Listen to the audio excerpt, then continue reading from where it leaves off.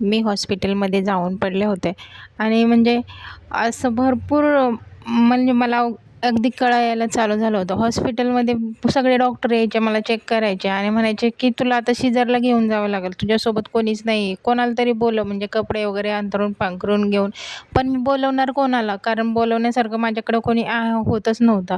म्हणजे होता तो एक, तो सोडून गेला होता आणि आई-वडील होते त्यांच्या तर मी कॉन्टॅक्टमध्ये नव्हते आणि मान्य आई-वडिलांपासून मी फक्त एक 10 किलोमीटर लांब राहत होते. आई-वडिलांना फोन जर केला असता तर आई-वडील येतील का नाही हेही मला माहीत नव्हतं. कोणत्या तोंडाने मी फोन करणार आई-वडिलांना तेही खूप मनात एक भीती. शेवटी डॉक्टर लोकं मला ओरडायला लागले कारण बाळाचं पाणी पूर्ण आहे ते पाणी आहे ते संपलं होतं. डॉक्टर डायरेक्ट म्हणले, की "एक तर तू कोणाला तरी बोलव नाही तर तू इथून निघून जा."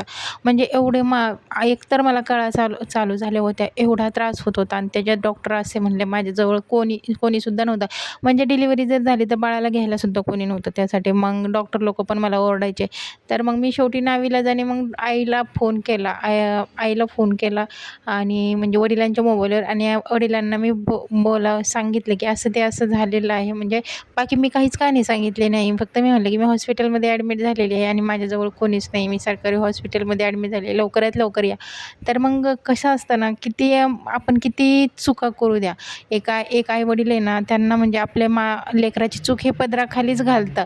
आई-वडील दुसऱ्या क्षणाला माझ्याजवळ म्हणजे लगेचच निघाले. आणि येताना आईने पिशवी भरून सामान आणलं. म्हणजे मला ते विश्वाससुद्धा बसत नव्हतं, की माझी आई माझ्यासाठी एवढं सगळं करेल. तिने अंथरूण पांघरून म्हणजे मुलासाठी, बाळासाठी जे काही लागतं ते सगळं घेऊन माझी आई आणि माझे वडील आले. ते येताच मला लगेच सलाईन लावली आणि लगेच ऑपरेशन थिएटरमध्ये घेऊन गेले. ऑपरेशन थिएटरमध्ये जाईपर्यंत मी त्याला फोनच करत होते. फोन म्हणजे अक्षरशः डॉक्टरांनी शेवटी मला एक चापट मारली, मोबाईल हातातून खाली ठेव म्हणून. ऑपरेशनला जायची वेळ आली तरीसुद्धा मोबाईल नाही तर तू इथून निघून जा. मला सगळेजण ओरडायला लागले. आणि शेवटी शेवटच्या श्वासापर्यंत म्हणजे मी शेवट हॉस्पिटलमध्ये मला भुलेचं इंजेक्शन देण्यापर्यंत मी डॉक्टरांकडे रिक्वेस्ट केली, मला एक फोन करू द्या. मी शेवटपर्यंत त्याला फोन करत राहिले, पण फोन काही शेवटी उचललाच नाही. मग मी माझ्या वडिलांना सांगितलं, की तुमच्या मोबाईलवरून फोन लावायला सुरुवात करा. पण माझ्या वडिलांनी सुद्धा त्यांच्या मोबाईलवरून फोन लावायला सुरुवात केली. पण त्यांनी मी केलेले अगोदरचे मेसेज होते, ते मेसेज वाचले गेलेले असतील त्यासाठी मग माझ्या वडिलांचा सुद्धा फोन उचलला नाही. काही क्षणातच मी एका गोड बाळाला जन्म दिला आणि त्याच्या रडण्याचा आवाज ऐकून मी सगळं दुःख काय आहे ते माझं विसरून गेले. मला माझ्या बाळाचा चेहरा दाखवण्यात आला. म्हणजे पूर्ण भूल चढलेली होती, पण मला थोडंसं ते जाणवत होतं. नंतर माझ्या आईकडे बाळाला म्हणजे लहान मुलांच्या डॉक्टरांनी बाळाला तपासलं आणि आईकडे दिलं.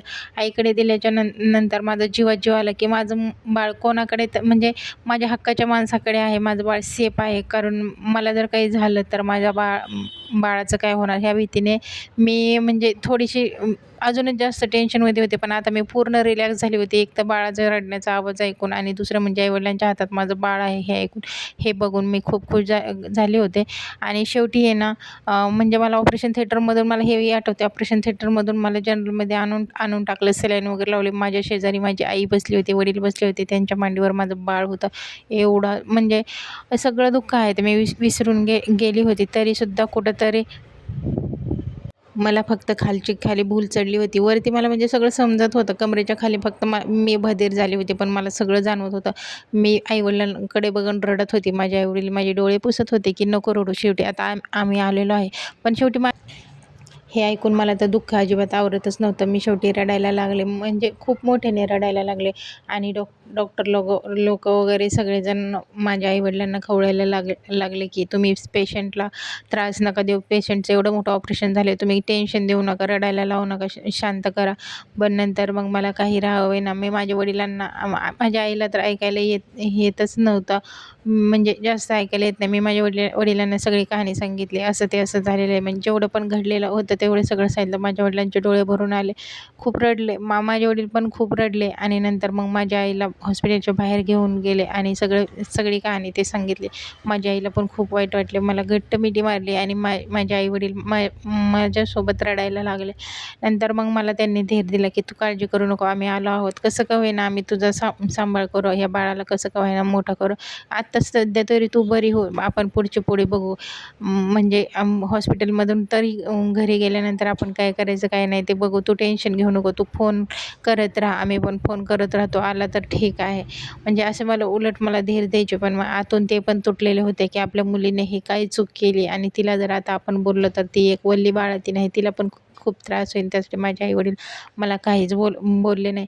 हॉस्पिटलमध्ये 9 दिवस गेले. 9 दिवस मी फोन करत राहिले, मेसेज करत राहिले. शेवटी मी मेसेज केला, की आपण आता पैसे वगैरे काहीच लागणार नाही. प्लीज फोन उचल आणि आपल्याला मुलगा झालेला आहे. खूप गोड आहे, खूप गोरा आहे, तुझ्यासारखाच आहे. असे खूप मी म्हणते. एवढं जर कोणाला सांगितलं दगडाला पाझर फुटेल, पण ह्या माणसाला पाझर फुटणार नाही. एवढ्या दगडाच्या काळजाचा माणूस होता. आज म्हणजे मला तर असं वाटत होतं, की बरं झालं, की जे होतं ते चांगल्यासाठीच होतं. शेवटी माझ्या भावाला समजलं. म्हणजे आता माझे आई-वडील कधीच कुठे जात नव्हते आणि 9 दिवस माझ्याजवळ होते हॉस्पिटलमध्ये. तर माझ्या भावाला समजलं. माझी भाऊजाई पण मला पाहायला आली. मला हे सगळं पाहून खूप आनंद होत होता. पण कुठेतरी मनात एक दुःख होतं, की मी यांचं किती मन दुखवलेलं आहे. मी यांचं नाव खराब केलेलं आहे. आज शेवटी आई-वडीलच कामाला आले. किती काही केलं तरी शेवटी आई-वडील ते वडील असते. माझी भाऊजाई पण मला पाहायला आली. माझ्या भावाने पण सांगितलं, की तिला घरी घेऊन या. अशा ह्याच्यात कोण हे करणार. मग शेवटी माझ्या भावाने त्याला फोन केला, की माझ्या भावाचा फोन उचलला आणि माझ्या भावाने सांगितलं, की तुम्हाला मुलगा झाला आहे. तर फक्त माझ्या भावाला म्हटलं, "ठीक आहे, मी येतो."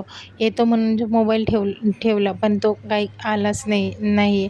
शेवटी मला घरी घेऊन गेले आणि घरी गेल्यानंतर मला माझ्या म्हणजे आई-वडिलांनी म्हणजे घरी घेऊन गेले आणि आई-वडिलांनी माझी खूप समजूत काढली, की जे झालं ते झालं. इथून पुढं तू व्यवस्थित राहा. तुला एक मुलगा आहे.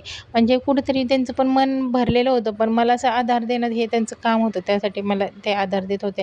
नंतर मग मी पूर्ण म्हणजे 6 महिने होईपर्यंत त्याला फोन करत होते. पण फोन काही उचलला नाही आणि शेवटी मग कितीक दिवस मी माहेरात राहणार. म्हणून शेवटी मी माझ्या बहिणीच्या आधारावरती गाव सोडून आले आणि इथं आहे ते माझी बहीण आहे आणि इथं मी माझ्या बहिणीकडे माझं बाळ ठेवलेलं आहे. दर शनिवार, रविवार मी सुट्टीच्या दिवशी माझ्या बाळाला भेटायला जाते. मी तिथं राहायला पण काही प्रॉब्लेम आहेत. त्यासाठी मग मी स्वतः इकडं रूमवरती राहते आणि मी कॉलेज करून जॉब करते आणि मी माझा खर्च उचलते. माझ्या मुलासाठी मी खर्च देते. मान्य माझ्या मुलाला काहीच कमी नाही. माझा भाऊ खर्च देतो, बहीण खर्च करते. पण शेवटी कसं आहे, मी जन्म दिलेला आहे. मी तर स्वतः कोणावर बोज बनत नाही आणि माझ्या मुलालाही कोणावर डिपेंड ठेवणार नाही. त्यासाठी मग मी जॉब करते. तर हे बघ, अशी ही माझी सगळी पूर्ण कहाणी आहे. ही मी अशी सगळी कहाणी आहे मी त्याला सांगितली. म्हणजे ही एवढी कहाणी आहे. ती या कारणास्तव मी एकटी राहते आणि एकटी राहण्याचं माझं हेच कारण आहे, की मला स्वतःच्या पायावरती उभं राहायचं मला काहीतरी करायचं मला माझ्या मुलासाठी काहीतरी करायचं मी जेवढा माझ्या वडिलांना त्रास दिलाय, तो आई-वडिलांचा त्रास मला भरून काढायचा आहे. काही केल्याने हे सगळं भरून निघणं खूप शक्य आहे. पण मी प्रयत्न करते. मला काहीतरी नोकरीला लागायचं आहे. त्यासाठी मग मी पार्ट टाईम जॉब पण करते आणि कॉलेज पण करते. तर पुढची कहाणी ऐकण्यासाठी माझ्या चॅनलला नक्की सबस्क्राईब करा आणि पुढची कहाणी पार्ट 4 मध्ये